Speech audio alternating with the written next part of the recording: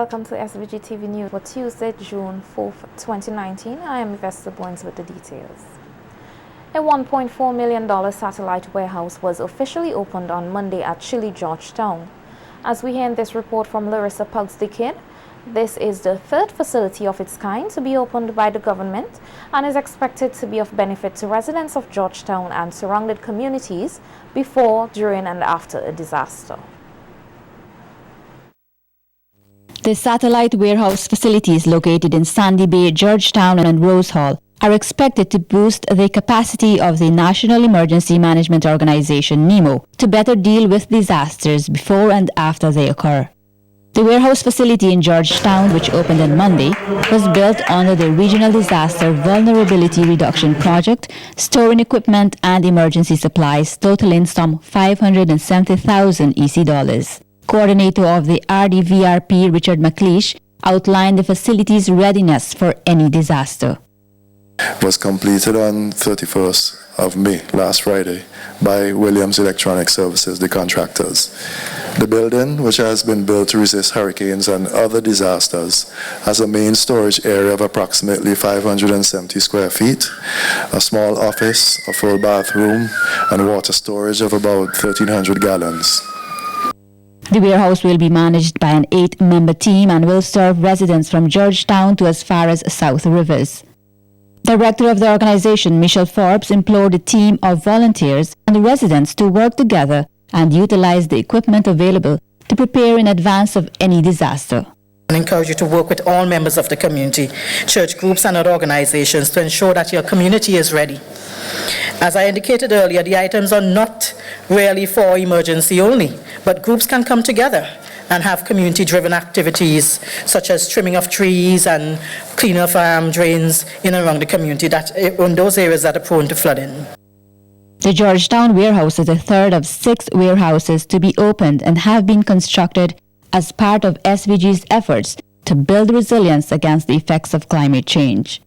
Prime Minister Dr. Ralph Gonsalves, who is also the Minister of Disaster Preparedness, said his government has put measures in place to beef up the country's response and capacity building to climate change, including the hiring of more meteorologists. The PM added that the country has a better monitoring system in place and provisions have been made to quickly dispatch emergency supplies when the need arises. For the 72 hours before we start to mobilize food, we don't have the foodstuff yet. The foodstuff will come and would be mobilized when the storm is on its way. So too would the other medical supplies which would be going to all the clinics. I'm not saying we have it done perfect, but we have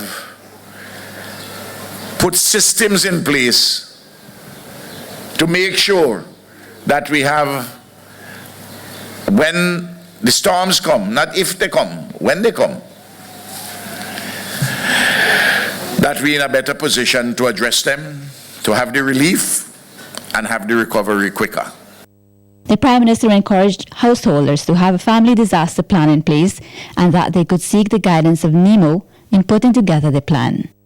Reporting for SVG-TV News, Larissa Pugsley-Kidd.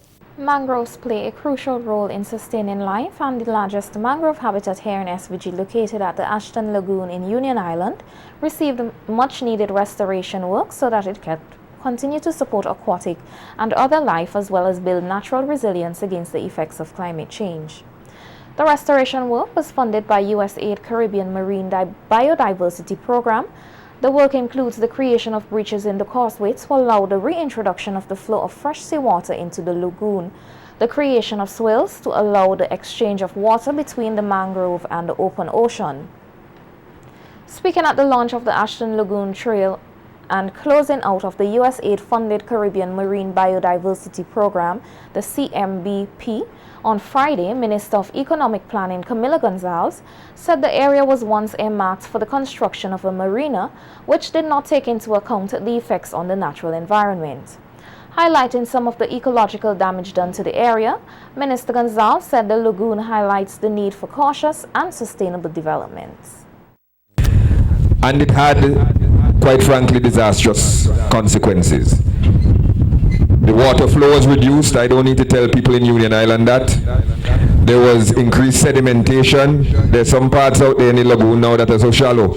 You can't bring your boat ashore. You could get out and walk, but you can't bring your boat ashore. There were deaths of mangrove plants. There was destruction of habitat. There was increased vulnerability to Union Island on the whole.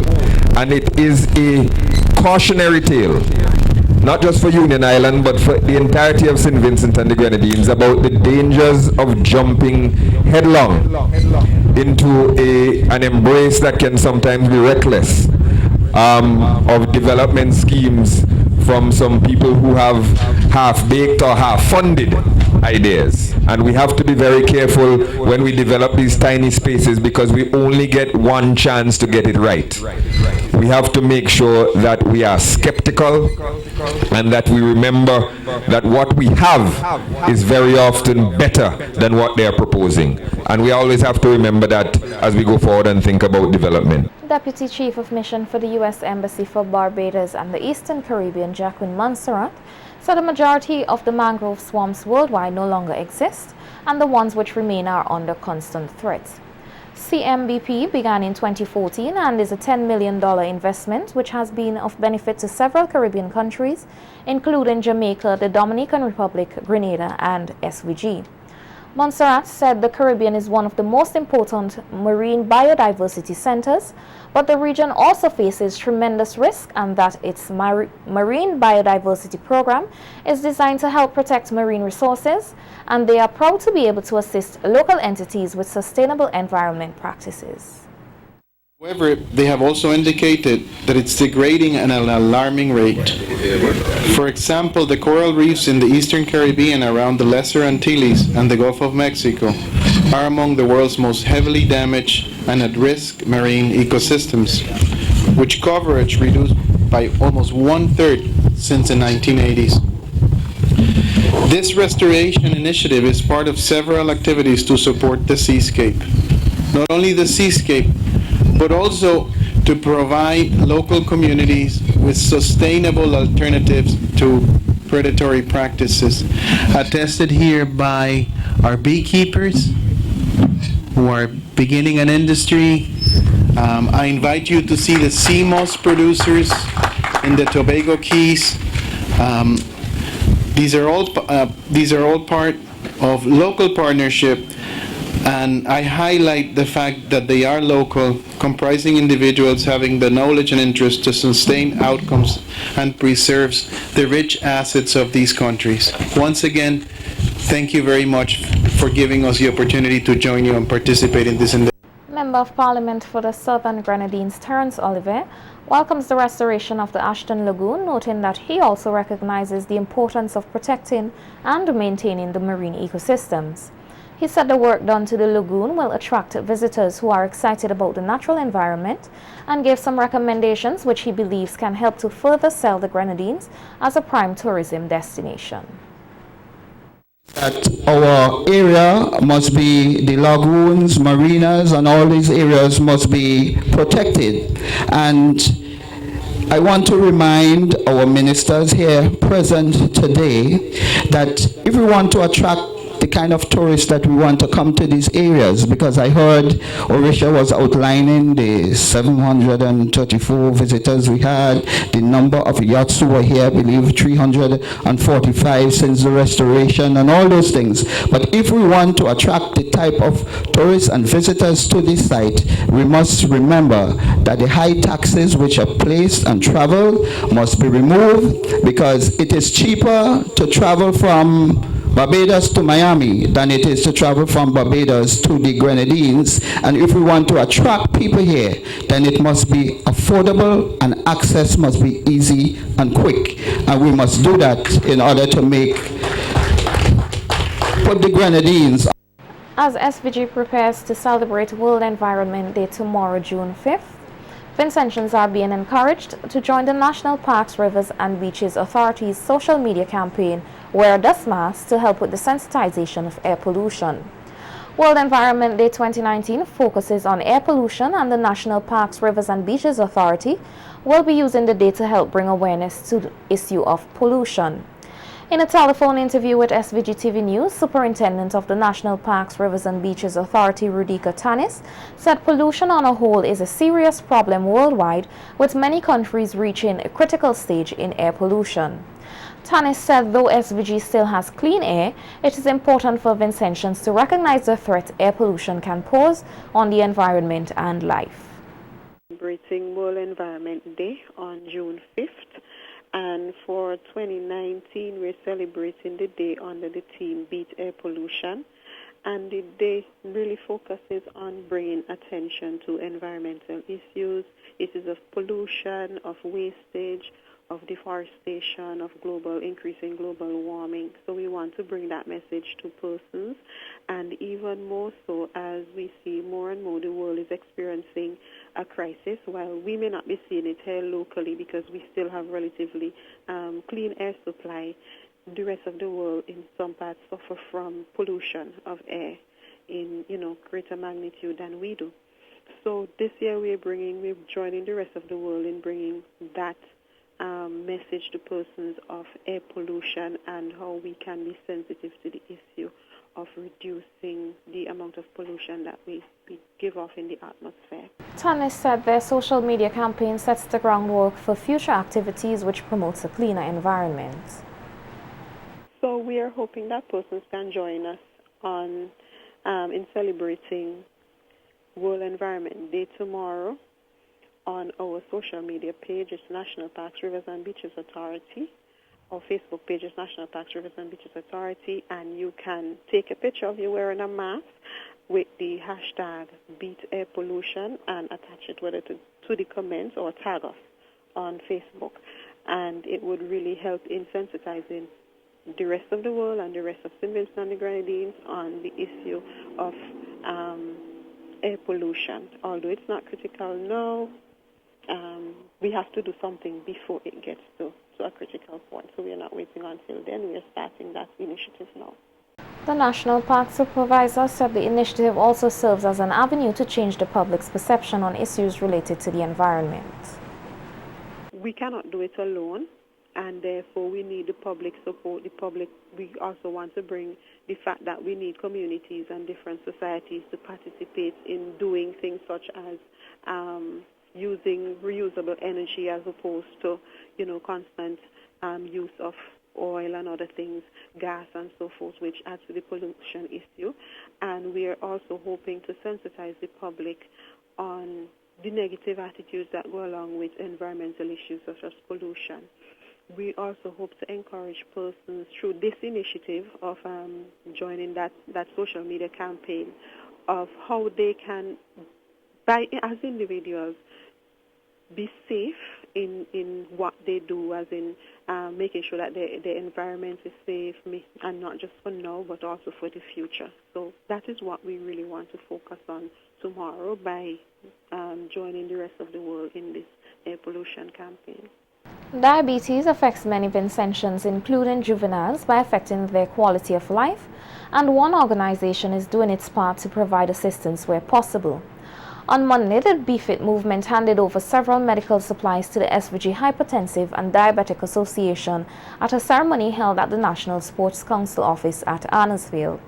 The supplies, which include hundreds of lancelets, urine and diabetic strips, are to be used to assist persons who are affected by the disease.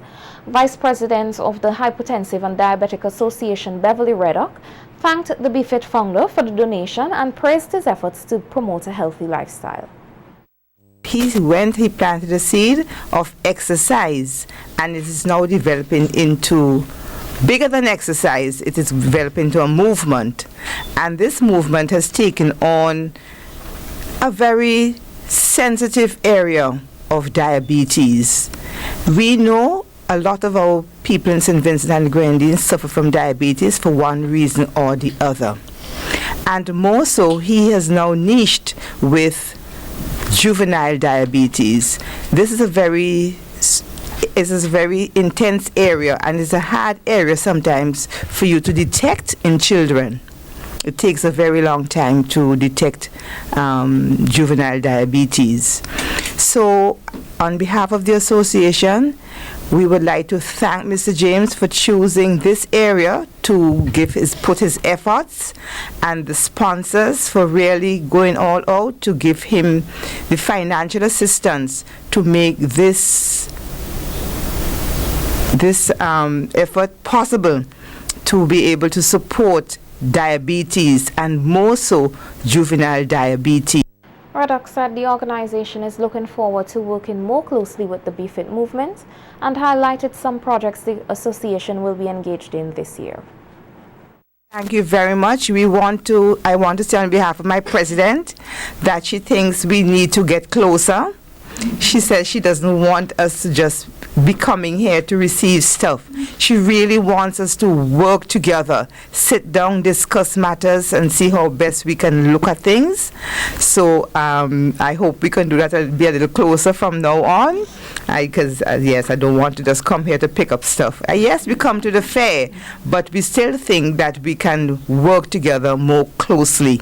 So thank you very much. Thank you very much. And we will surely do our best to get a lot of persons, at least, you know, some of the stuff that you have brought here. Strips are very expensive. It is very expensive to manage diabetes. The hospital, the government cannot do all of it. So we have been doing our own. Right now we are doing a project at Stubbs with dealing with self-care management for diabetes. So that is ongoing, and we will continue to do our very best to deal with diabetes in St. Vincent and the Grenadines. I thank you very much, Lyndon, and your team. BFIT. God bless. Founder and CEO of the BFIT movement, Lyndon James, said handing over of the medical supplies to the Hypertensive and Diabetic Association is part of the movement's commitment to a healthier SVG. He thanked all those who would have contributed to make the donation possible and said he looks forward to similar outreach efforts. Grateful that we could hand over these supplies and was able to live up to our expectations in giving all the prices that we said from the onset that we was going to give. Right, I'm very grateful for the support. I mean, the event this year was sold out about 3 days before the actual date. You know, so as we can see, it's a growing event. The event is growing. It's growing nicely, and I really hope and pray that more persons, whenever we do this event again, come 2020, God spare all of us lives, we would be able to do more so that we can give more to those children that is living with type 1 diabetes out there. Meanwhile, an overseas-based health coach who recently came to SVG on vacation is spreading cancer awareness and prevention and care. Jennifer Shipp, who wrote several books on healthy living, believes that there are natural cures for cancer and advises persons to never undergo chemotherapy or radiation for various reasons. The natural cures are a lot more effective if people don't do chemo and radiation first, because chemo and radiation destroy people's immune systems, as does surgery. Doesn't help people. I mean, it depends on the cancer in terms of surgery, but and there are some low-dose chemotherapy options that are, that are viable, that don't cause the same horrific side effects. But yeah, no chemo, no radiation cures are what I would recommend to my family members, but everybody has to choose their own path. And I just feel like people should have the right to, that people have the right to know. To make choices. That they have the right to the information, and then they can make their own choice about it. Shipp, whose profession started in the medical field, claims that there are political cover-ups on cancer research, hence her awareness program through books, and in some cases coaching is being done for free. Around the world, specifically in Mexico, but also in Latvia and some other countries. Lots of places. And through these articles on our blog, we had people that were contacting us about other things that they could do. Basically, their doctors would send them home and say, there's nothing else I can do for you. They'd had many rounds of chemo, rounds of radiation, and they were basically sent home to die. And so they would contact us asking if there were other treatments available, which there are. And we've started writing the same things over and over again, and sending people kind of to the same places. And so we finally decided to put together a reference manual that included pretty much everything that we had experienced and seen and that we knew about, yeah.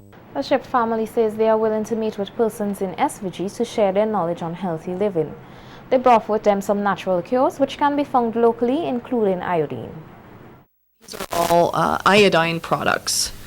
I'm not sure about St. Vincent's and the Grenadines, but in the United States, iodine deficiency is a huge problem. It's something that people really don't know about because they think if they're eating iodized salt that they are getting plenty of iodine. But salt is a terrible carrier for iodine. The iodine evaporates out of the salt like